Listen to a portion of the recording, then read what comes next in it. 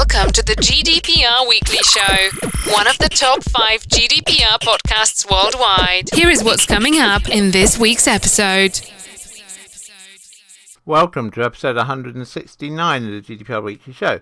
And coming up in this week's episode, we begin with news of a major data breach at the UK Labour Party.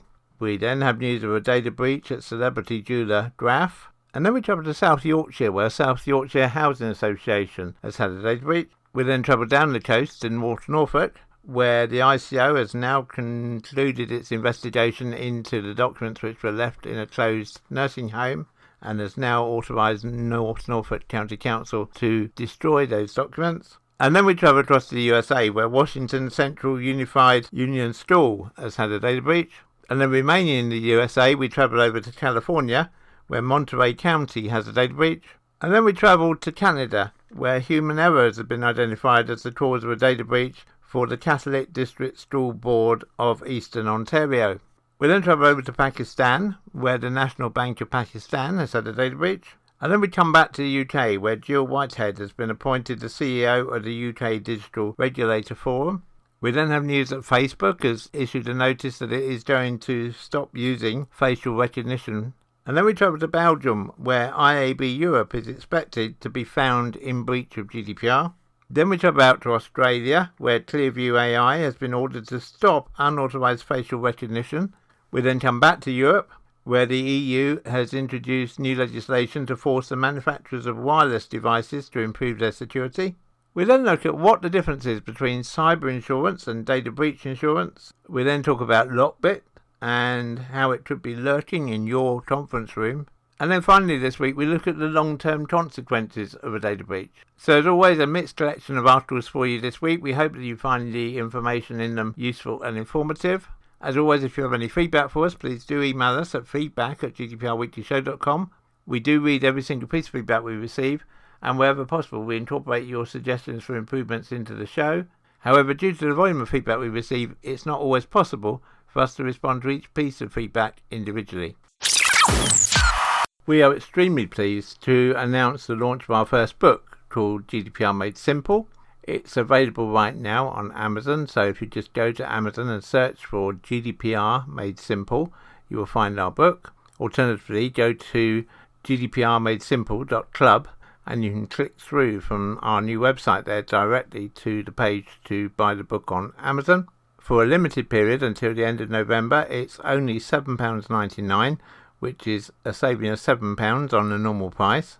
As its name suggests, we've made it a very simple guide to GDPR, but nonetheless a guide which covers everything that you need to do to ensure that your organisation is UK GDPR compliant. And so we'd be extremely grateful if you'd purchase a copy of our new book. Profits from the book help to go towards the cost of running the GDPR Weekly Show.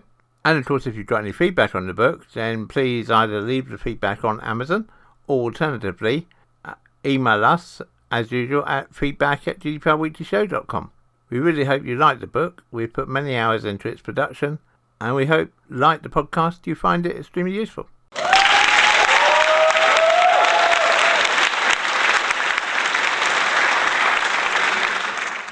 We begin this week with the major news in the UK that there's been a data breach at the UK's Labour Party, one of the UK's two main political parties. What we know so far is that the Labour Party has confirmed that it had a cyber attack on a third-party company which has led to the compromise of its members' data.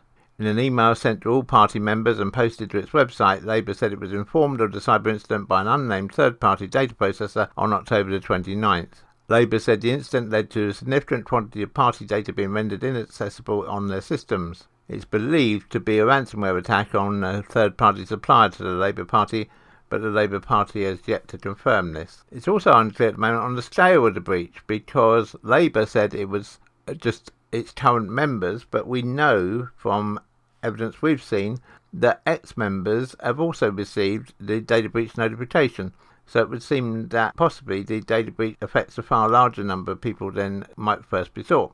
And of course it's important because Labour, as well as holding people's political affiliation, holds financial information on its members who pay an annual or monthly subscription. So far, Labour have said that the information includes the information provided to the party by its members, registered and affiliated supporters, and other individuals who have provided their information.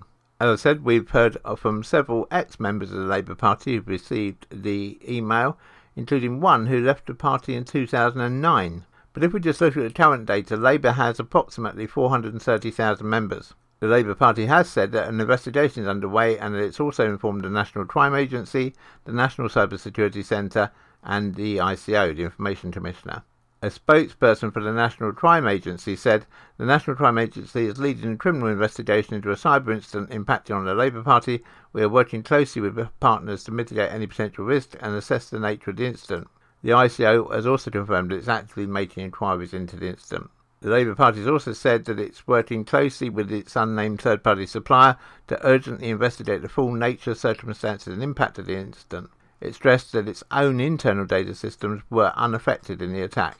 Of course, this is not the first time that a third party has been involved with the Labour Party and had a data breach. Regular listeners of the GDPR Weekly Show remember us talking about Blackboard and how they had a ransomware attack which led to a data breach which also affected the Labour Party. If you want to learn more about the Blackboard data breach, then please refer back to episodes 158, 111, 110, 106, 104, 103, 102 and 101 of the GDPR Weekly Show.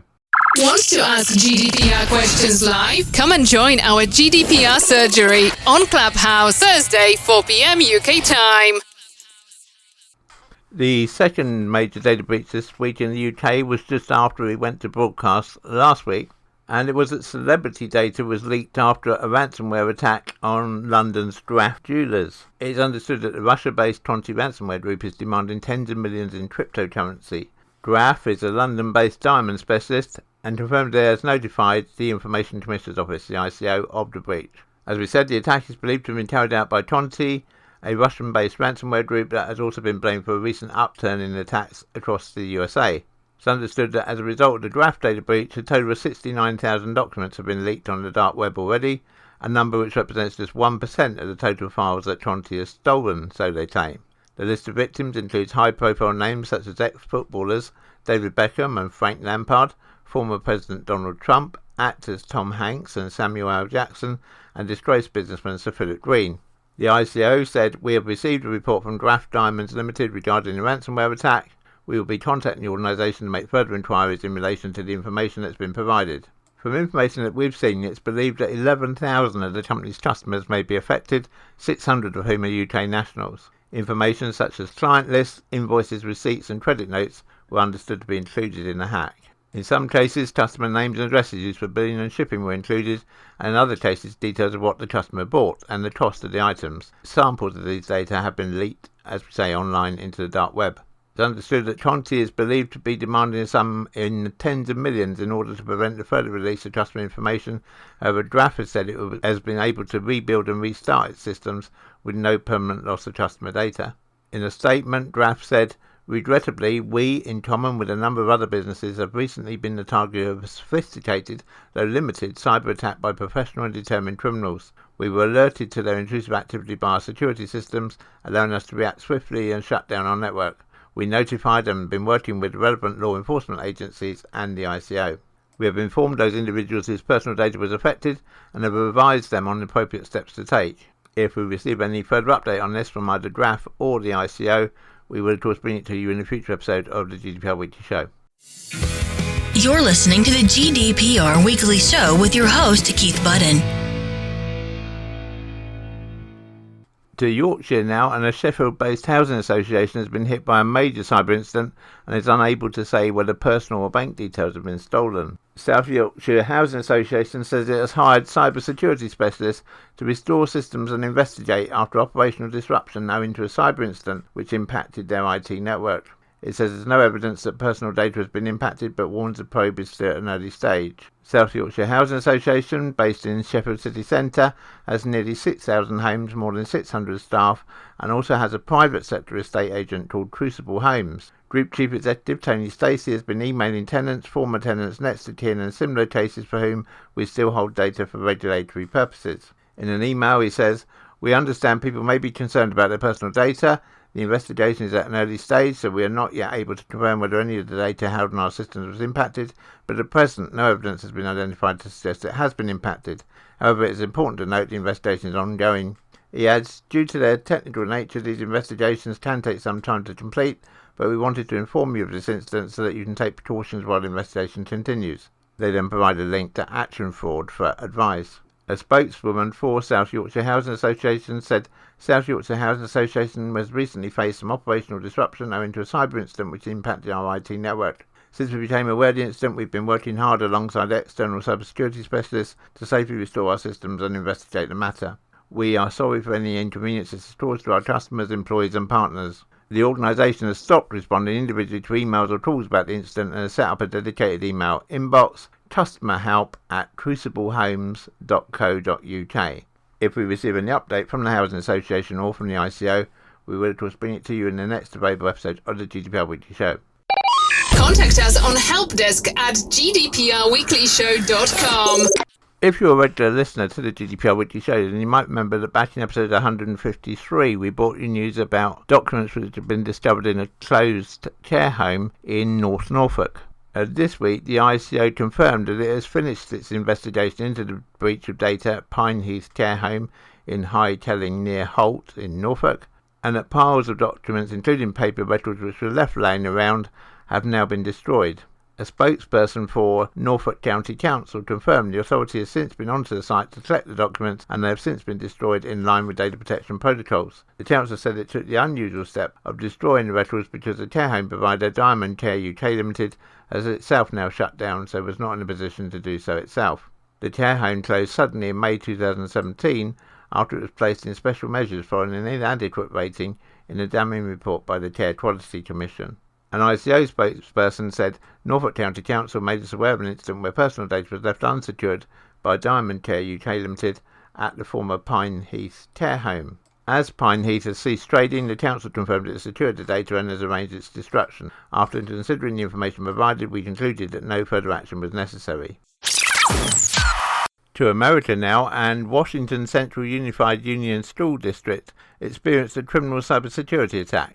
The school district said that the privacy and security of student and employee staff and related information was a top priority for them, and that they are working diligently to deal with this incident.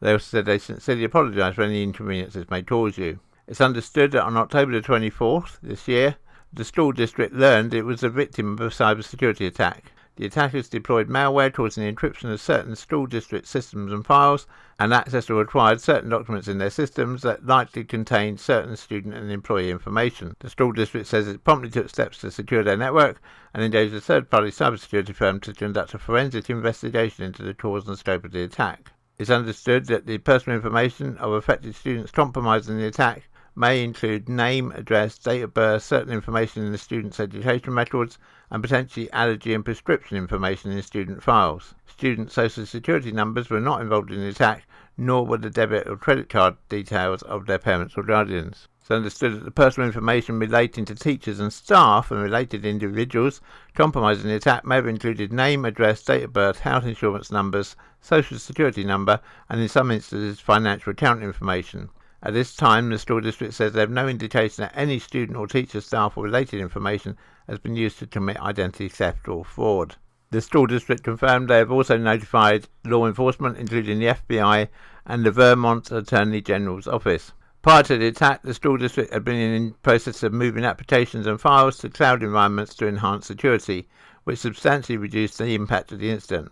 In response to the attack and in an effort to prevent future attacks, the school district changed passwords, deployed an endpoint monitoring solution, and began the process of updating its virus and malware protections. The school district said that in addition to communicating to its community as promptly as possible, it has also been arranging for ID theft and credit monitoring services to help affected persons mitigate harm. Anyone who is believed they may have been affected should call 866-346-4861 as soon as possible. The help desk is available Monday to Friday from 9 a.m. to 5:30 p.m. Eastern Time. The school district asked us to point out that individuals must contact them before the 5th of February 2022 if they want to be included in the free ID theft and credit monitoring services. We are extremely pleased to announce the launch of our first book called GDPR Made Simple. It's available right now on Amazon, so if you just go to Amazon and search for GDPR Made Simple, you will find our book. Alternatively, go to gdprmadesimple.club, and you can click through from our new website there directly to the page to buy the book on Amazon. For a limited period until the end of November, it's only £7.99, which is a saving of £7 on the normal price. As its name suggests, we've made it a very simple guide to GDPR, but nonetheless a guide which covers everything that you need to do to ensure that your organisation is UK GDPR compliant. And so we'd be extremely grateful if you'd purchase a copy of our new book. Profits from the book help to go towards the cost of running the GDPR Weekly Show. And of course, if you've got any feedback on the book, then please either leave the feedback on Amazon or alternatively email us as usual at feedback@gdprweeklyshow.com. We really hope you like the book. We've put many hours into its production, and we hope, like the podcast, you find it extremely useful.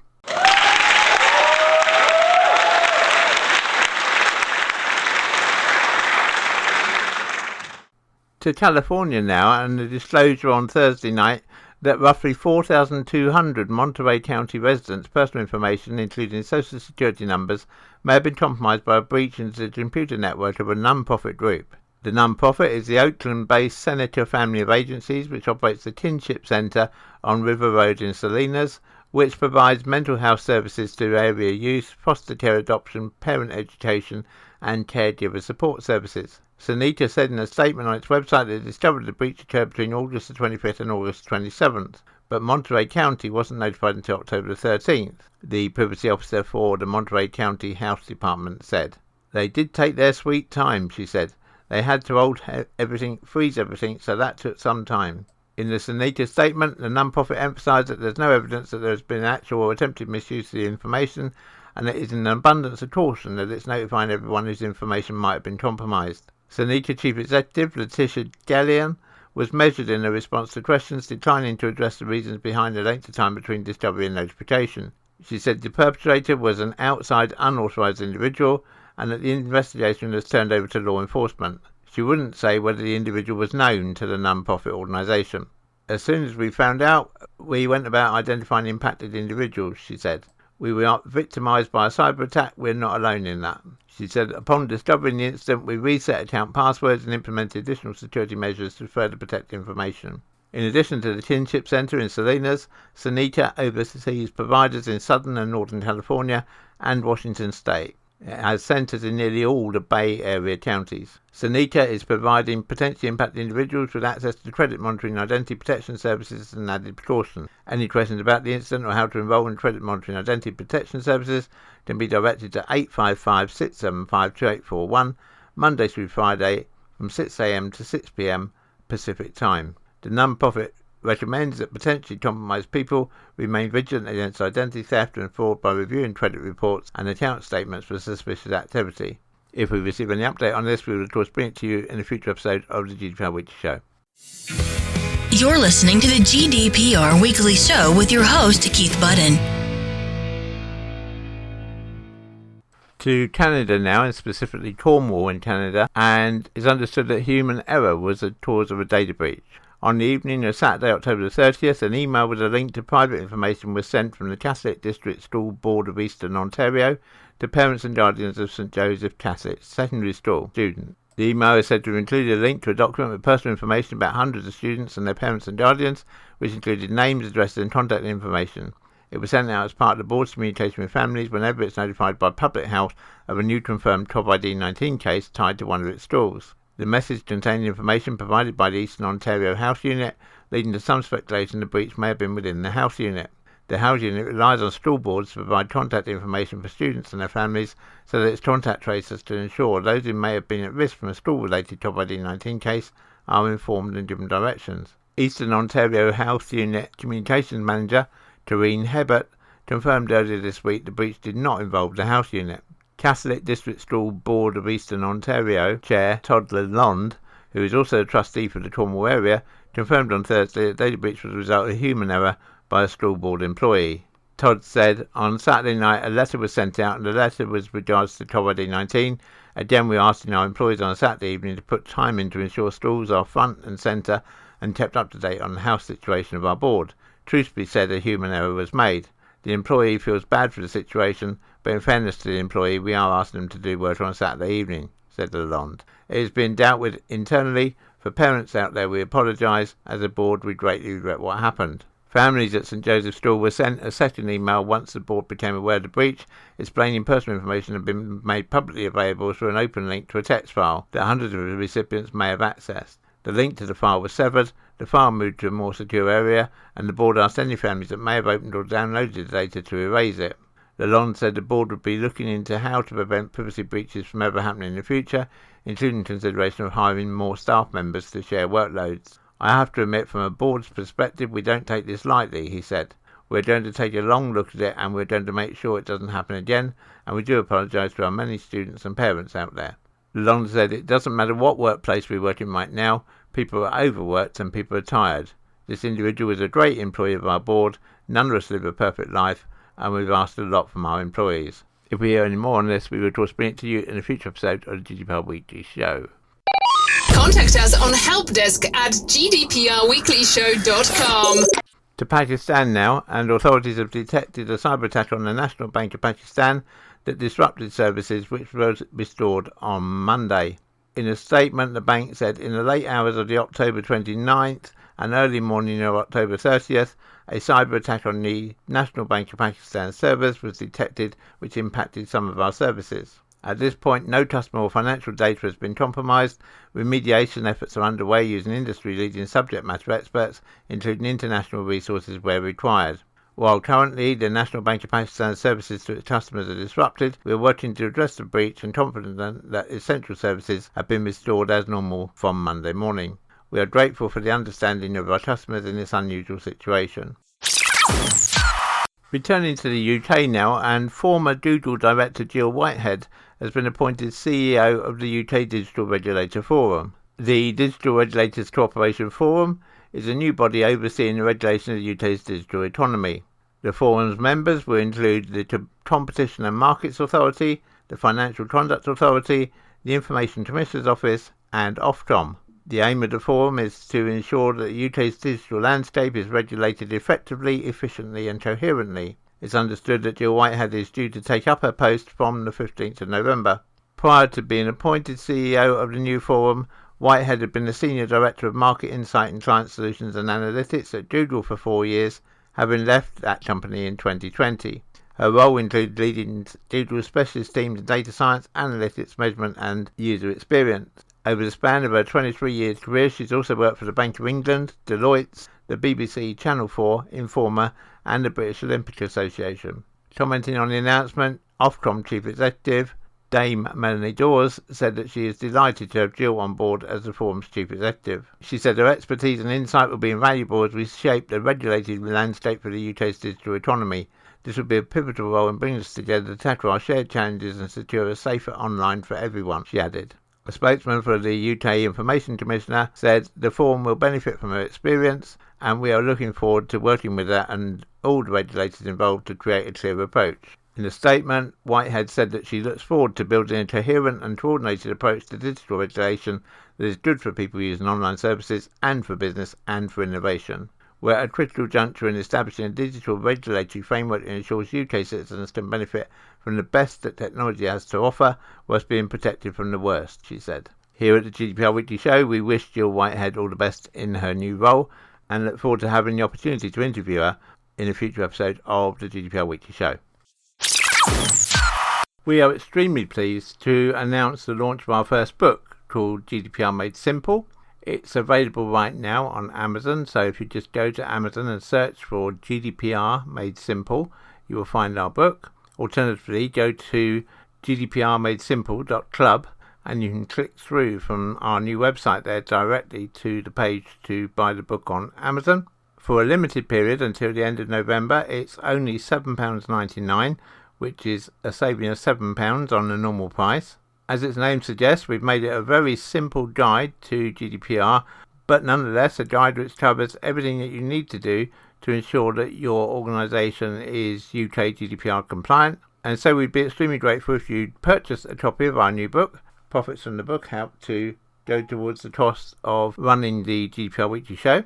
And of course, if you've got any feedback on the book, then please either leave the feedback on Amazon or alternatively email us as usual, at feedback@gdprweeklyshow.com. We really hope you like the book. We've put many hours into its production, and we hope, like the podcast, you find it extremely useful.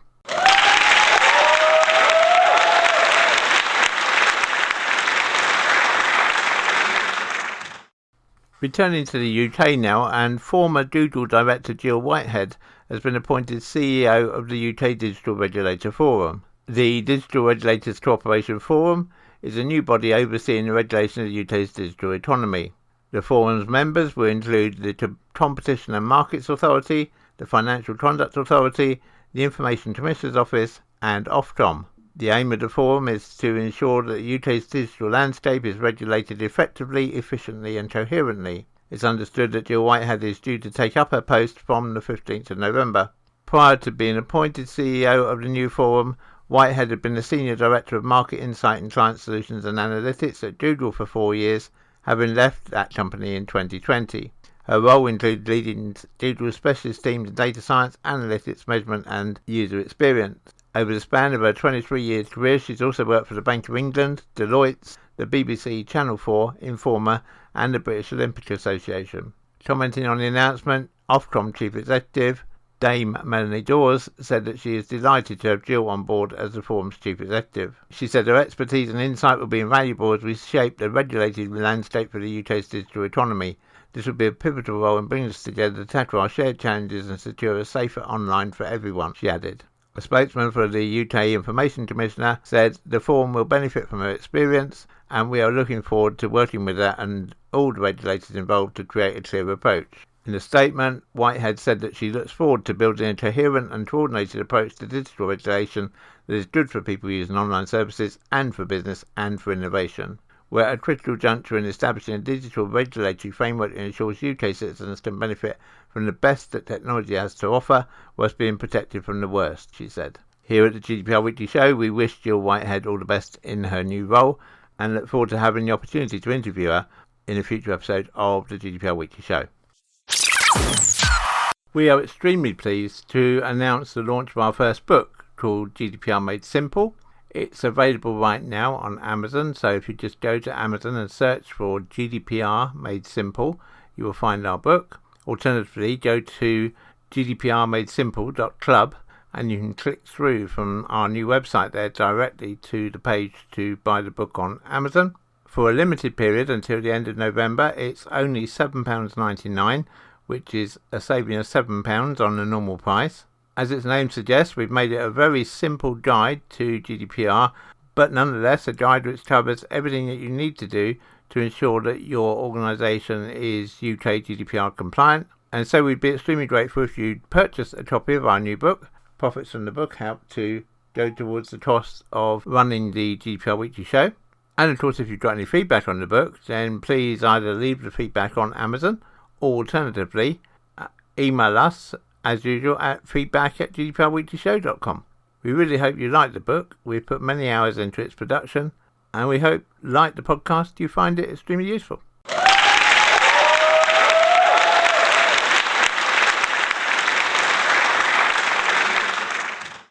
Facebook has announced that it's shutting down its controversial facial recognition system. The company, which recently rebranded to Meta, also said it would be deleting all users' facial templates that's been collected in over a decade of the facial recognition system being in use. The move will mark the end of website functionality such as automatic user detection in images and automatic alt text, automatically generated descriptions of images which are used by visually impaired users that currently identify people in around 4% of all the photos on the site.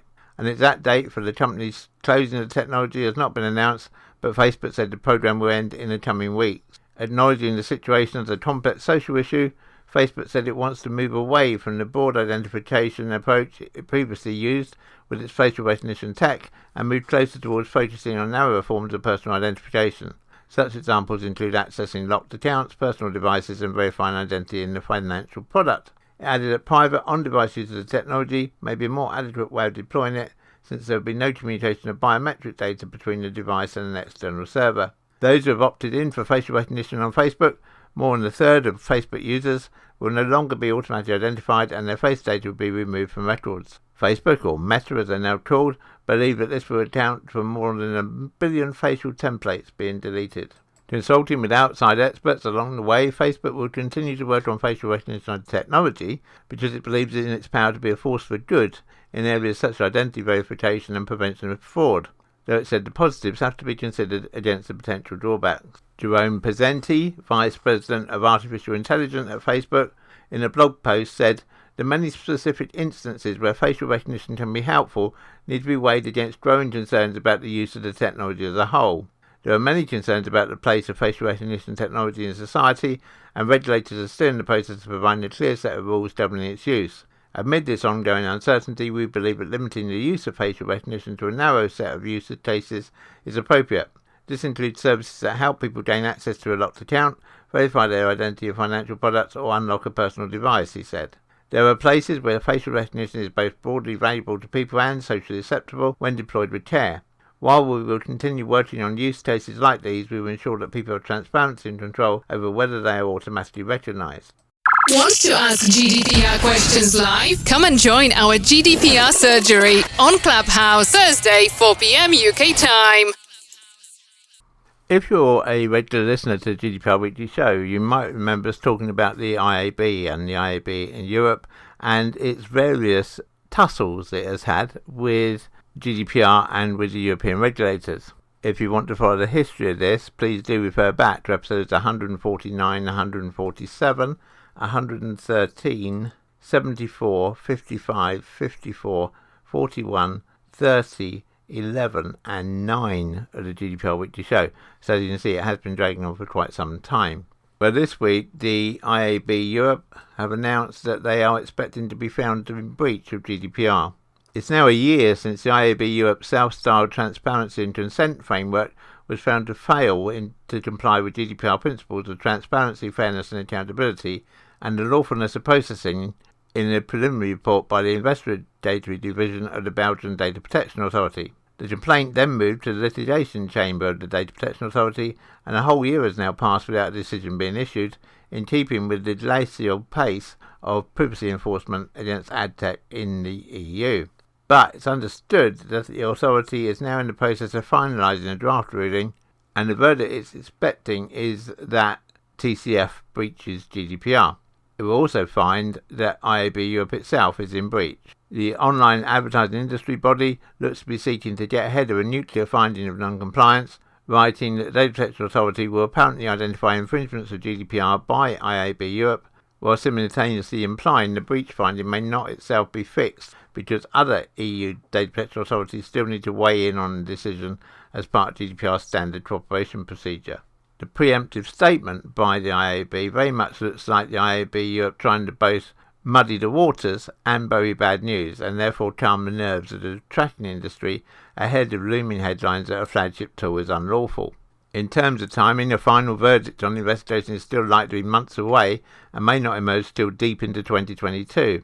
And then, of course, it's almost inevitable that the IAB will appeal. In the short term, the IAB says it expects a draft ruling to be shared by Belgium with other EU data protection authorities in the next 2 to 3 weeks, at which point they get 30 days to review it and potentially any objections. If the data protection authorities don't agree with the lead authority's finding and can't agree amongst themselves, the European Data Protection Board, the EDPB, may need to step in and make a binding decision. An example of this previously in the cross-border case against WhatsApp, which led to a $267 million fine. Complainants against the IAB Europe and TCF, meanwhile, have said that they've not seen nor heard any details of a draft ruling by the Data Protection Authority.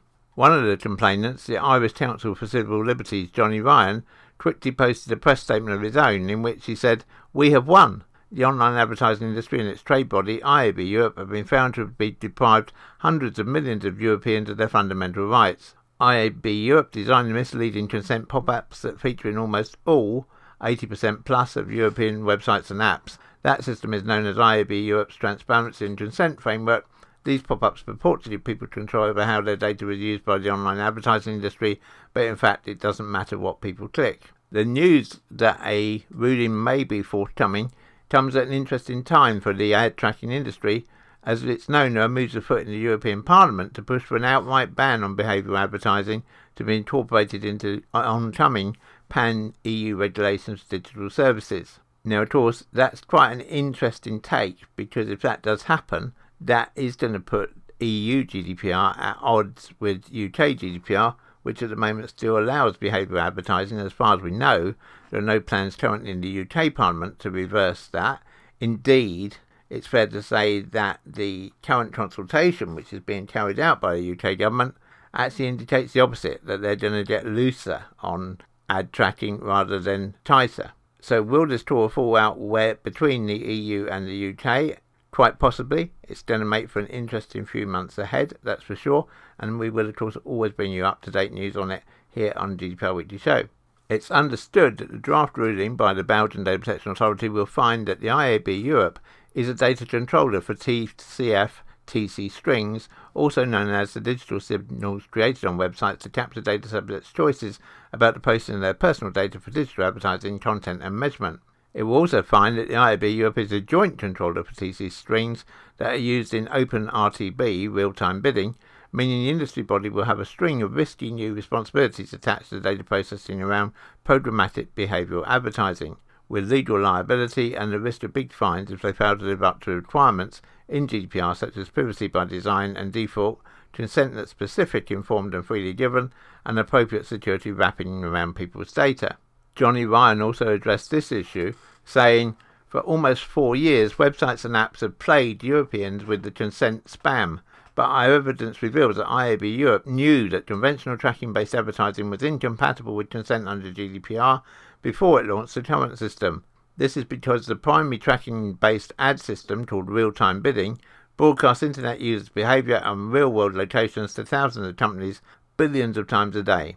Real-time bidding is the biggest data breach ever recorded. There is no way to protect data in this free-for-all. In proceedings initiated by a group of complainants coordinated by the Irish Council for Civil Liberties, the Belgian Data Protection Authority is close to adopting a draft decision that will find IAB Europe its consent pop-up system infringes GDPR, vindicating our arguments over several years." Johnny Ryan went on to say Google and the entire tracking industry relies on IAB Europe's consent system, which will now be found to be illegal. IAB Europe created a fake consent system that spammed everyone every day and served no purpose other than to give a thin legal cover to the massive data breach in the heart of online advertising. We hope the decision by the Belgian Data Protection Authority will finally force the online advertising industry to reform. Another complainant in the case, Jeff Oesles, a researcher in data privacy at the University of Amsterdam, suggests that IAB Europe's statement is an attempt to sow doubt amongst other EU data protection authorities and called its claim that identification codes used for targeting advertising weren't personal data as preposterous. He also described the Belgian finding as only the very start of the process, as he sees it, adding, "We've come a long way already, but regardless this will still take a while."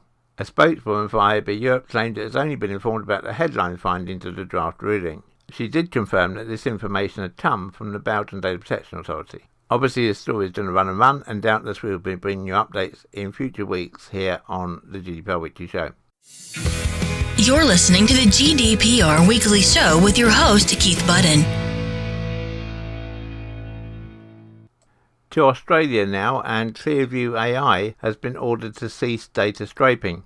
A joint investigation between the UK and Australian Information Commissioners has found that Clearview breached Australians' privacy.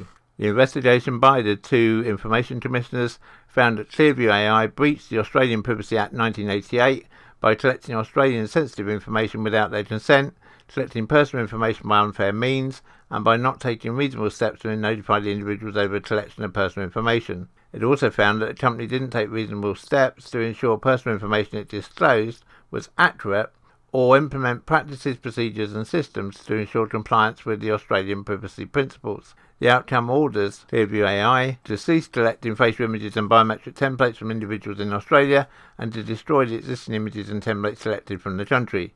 Clearview AI's facial recognition tool includes a database of over 3 billion images straight from social media platforms and other publicly available websites. The tool allows users to upload a photo of an individual's face and find other facial images of that person gleaned from the internet.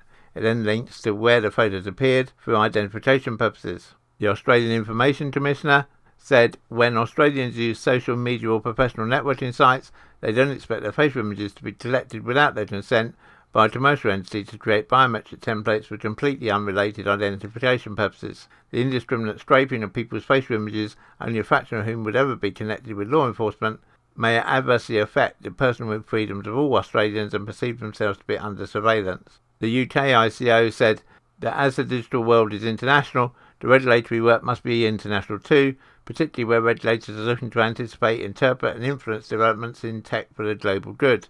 That doesn't mean sharing the same laws or approaches, but on finding ways for our different approaches to work side by side and coordinate and share the regulatory challenge where technologies impact our citizens across borders. They went on to say, this helps minimise the burden on data protection authorities and those they regulate. That is what we were able to achieve in this case and result is an investigation that will protect consumers in both the UK and Australia.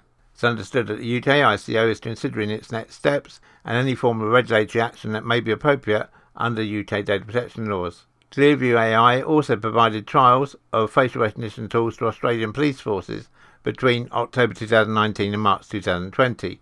The purpose was to conduct searches using facial images of individuals located in the country. The Australian Information Commissioner is currently finalising an investigation into this trial and whether the police complied with requirements under the Australian Government Agency's Privacy Code to assess and mitigate privacy risks. Clearview AI has previously argued that the information it handled was not personal information, and as it was based in the US, it was not within the Privacy Act's jurisdiction. Clearview also claimed it stopped offering services to Australian law enforcement shortly after the Australian Information Commissioner's investigation began. However, the Australian Information Commissioner said they were satisfied that the company was required to comply with Australian privacy law and the information it handled was covered by its Privacy Act. Clearview AI has said it intends to appeal against the Commissioner's decision, adding that not only has the decision missed the mark on the manner of the company's way of operating, but also lacks jurisdiction. We only collect public data from the open internet and comply with all standards of privacy and law, the CEO of Clearview AI said. I respect the time and effort the Australian officials spent evaluating aspects of the technology I built, but I'm disheartened by the misinterpretation of its value to society. I look forward to engaging in conversation with leaders and lawmakers to further discuss the privacy issues so the true nature of Clearview AI's technology, which has proven so essential to law enforcement, can continue to make communities safe. This isn't the first time that Clearview AI has come up against privacy laws. In June this year, Canada's privacy regulator found that the Canadian police force broke the law when using Clearview AI's software. Clearview was found to have violated Canada's federal private sector privacy laws by creating a database of over 3 billion images straight from the internet without users' consent.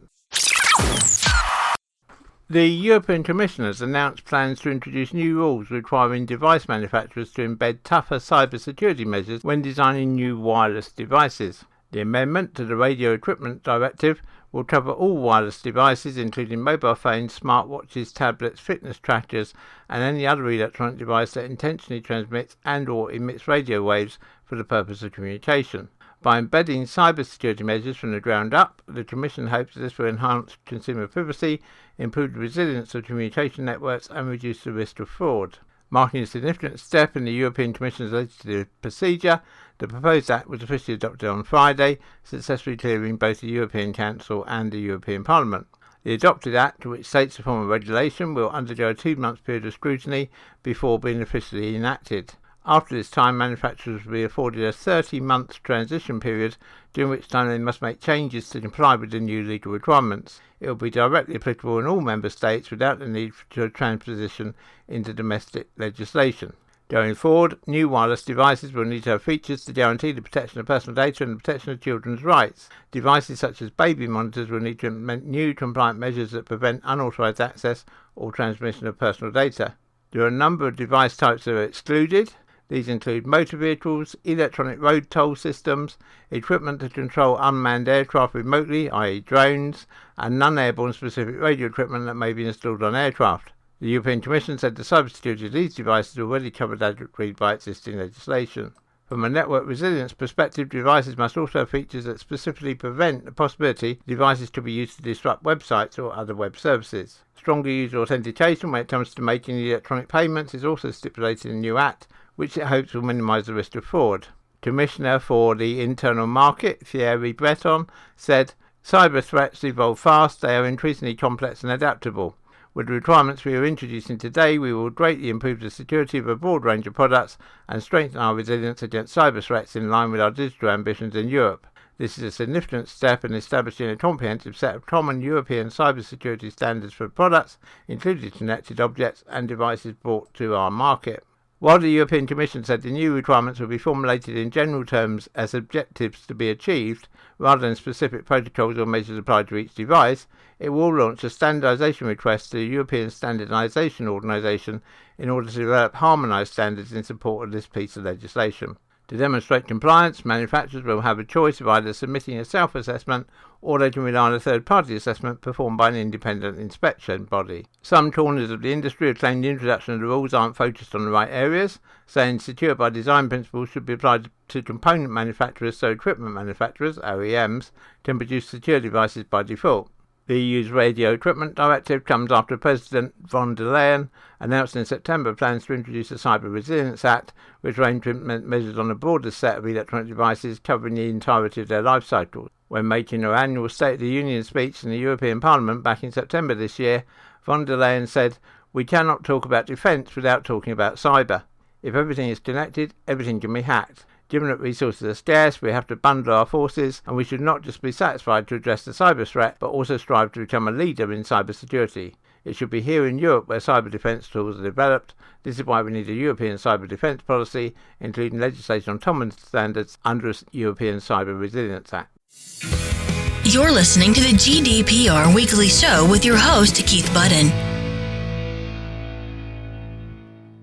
A question which we've been asked several times on our helpline is what's the difference between cyber insurance and data breach insurance? Let's first just qualify this by saying, of course, we're GDPR specialists and not insurance brokers, so this is our understanding of the difference, but you'd be wise to check with your broker if, as a result of this, you think you might have the wrong insurance for your business. Cyber insurance and data breach insurance are types of business insurance that sound like they might be the same, but they actually have distinct differences. If your business suffers a data breach, both insurance types will cover the primary financial interest, called first-party coverage, stemming from the exposed data, but only cyber insurance would provide legal protection, called third-party coverage.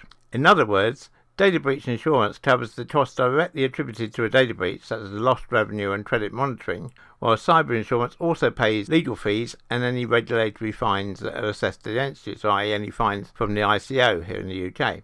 The other difference is that data breach insurance also covers you for losses that don't involve a computer. So, for example, if someone infiltrates the records room of your office and obtains protected information, cyber insurance wouldn't cover that because it's not cyber data, but data breach insurance would. So to expand on that a little more, cyber liability insurance covers two primary elements: first-party claims and third-party claims. It covers losses associated with personally identifiable information, hacks, as well as business interruption caused by nefarious parties. So some of the first-party claims that cyber insurance covers are investigatory costs, repairs to damaged or lost or stolen equipment, lost revenue, consumer notification costs, consumer credit monitoring costs, and, in extreme cases, a ransom paid to the hacker to restore files. It would also cover legal fees, settlements and court judgments, and incurred regulatory fines. By contrast, data breach insurance would cover all those same first-party claims, but also from third-party claims, such as consumer notification costs, consumer credit monitoring costs, damage control from a public relations firm, and extortion coverage. It's important to understand, though, that in addition to these, you still need your public liability and professional liability insurance, because what neither of them will cover is bodily injury or damage to your property, i.e. not the computers, but damage to your doors, windows, whatever. They won't cover employee harassment, discrimination or wrongful termination, and they won't cover professional mistakes or omissions. You need professional liability insurance for that. Things that either type of insurance are likely to assume, or at least insist on, you having are making sure that you keep your physical files locked away in case of data breach insurance, making sure your antivirus and anti-malware software is up to date, making sure your employees have had up-to-date training in GDPR, and if you need help with that, of course, you can always contact us via the contact details that are coming up at the end of this article, that you're using good security protocols, that you have a business recovery or disaster recovery plan, and that your data is backed up. Now, most of those, of course, I would hope that you have anyway, but just be aware those are the sort of things that you're going to need in place. Otherwise, whichever insurance you have, your claim's unlikely to be successful. So I hope that's useful. As always, of course, if you have got any queries, please don't hesitate to contact us, either using the details that are coming up at the end of this article, or just email us at feedback@gdprweeklyshow.com, and one of our specialists will gladly help you. Contact us on helpdesk@gdprweeklyshow.com. You've probably heard the term software as a service. Indeed, maybe you already use some systems which are under the software as a service model. What you might not have heard of is ransomware as a service. It uses the same basic principle as software as a service, that it's in the cloud, people subscribe to it and then they can use it. But in this case, instead of being useful software, it's ransomware. And perhaps one of the best known examples of this is a program called Lockbit. Lockbit was first released in September 2019. It's a unique type of ransomware offered as a service, and it can spread on its own on local networks very quickly. Cyber fraudsters distributing Lockbit ransomware began by looking for insiders in various corporations and striving to build business relationships with them. Targeted employees were then paid for their help in breaking through the corporate security perimeter.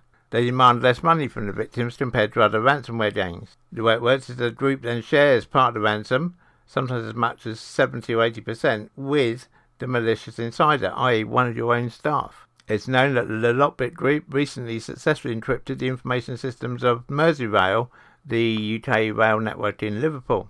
Version 2 of Lockbit has just been released, and it's got a couple of features which really do make it quite dangerous if it gets onto your network. The first is that it automates Windows domain encryption using Active Directory group policies. Lockbit enforces privileges and then creates a new group policy at the domain controller level. After that, the new rules apply to all devices on the network. But perhaps most worryingly, it also has a new feature called Print Bomb. What this means is that after successfully infecting your network, all your printers suddenly start printing ransom messages. As a result, many people working for your company, as well as of course anyone visiting your company, can learn about the attack, which of course can be very embarrassing. So rather than ransomware coming in through your firewall, coming in from outside your organization, this is actually done by criminals targeting someone inside your organization and getting them to install the ransomware for them. Typically this will be done by giving them a USB stick, which they bring into your office. They put the USB stick into a laptop or any other computer that's connected to your network. The ransomware installs itself. It's then on your network. When your network gets taken over by the ransomware, then they ask for a ransom, you pay the ransom, and your malicious employee gets his or her share of the ransom. It's known that a number of recent cases that this software has been installed onto somebody's network by using the USB port on a laptop that's connected to the network that's in one of your conference rooms. Because typically, even if you have every other laptop and machine locked down not to use USB keys, the one in the conference room will allow USB keys. So if someone arrives from outside your organisation and says, "Oh, I've got my presentation on a stick, can I plug it in and show it to you?" You just say yes, they plug it in, and in fact, then that is fine, probably, because it's probably not them bringing the malware in. But one of your employees who knows that that happens does have malware on a stick, and when someone's not watching, they nip into the conference room, plug the stick into the computer, only takes a few moments, and then wham bang, you've got the malware on your network. Now hopefully you have good network detection that will detect that, but you may not have, so just be careful. And as a short-term measure, lock down those USB ports on any laptop that are in your conference room. Don't allow a visitor bringing a laptop in to connect their laptop to your network in the conference room. And you'll do as much as you reasonably can, really, to try and keep this new form of malware out of your system. We sometimes get asked, okay, we listen to your podcast and we hear about all these data breaches and we understand the short-term hit, but what's the long-term hit to a company or an organisation of having a data breach? Well, we've identified a number of factors. The first is that having a data breach will almost certainly cause rows in your boardroom. Your other directors, particularly your CEO and your chief financial officer, will probably round on the chief information officer, whoever's responsible for your IT systems, saying to them that it's their fault. But of course, outsiders may well hold the chief exec at fault. So it's fair to say that a data breach will put your company leadership in the spotlight, and not in a good way. You could, for instance, get the situation where the CEO thinks the best solution is simply to throw money at the problem and maybe offer great discounts to customers or spend millions on a marketing campaign, whilst your person in charge of the information systems might think the best course of action is telling the customers the truth about what happened. There's no easy answer to that, of course, and there's no right answer to that. It's for you to work out in your own organisation, but be prepared for some boardroom battles if you have a major data breach. The next thing that can happen is that you get poisoned search results on your corporate brand, because someone searching on Google for your company name, instead of finding you and all the great things that you do, just finds news article after news article after news article about the data breach that happened. And that, of course, can have a negative impact on those people looking at your business, particularly if they then maybe go on social media and perhaps there they see lots of negative messages about your data breach. That can last for quite some time, because social media in a way is less of a worry, because a post on Facebook is gone in a few hours, a post on Instagram is gone in a couple of days, a post on LinkedIn is probably gone in a week. What isn't gone are any articles on news sites or websites or where somebody's blogged about it. They last perhaps forever.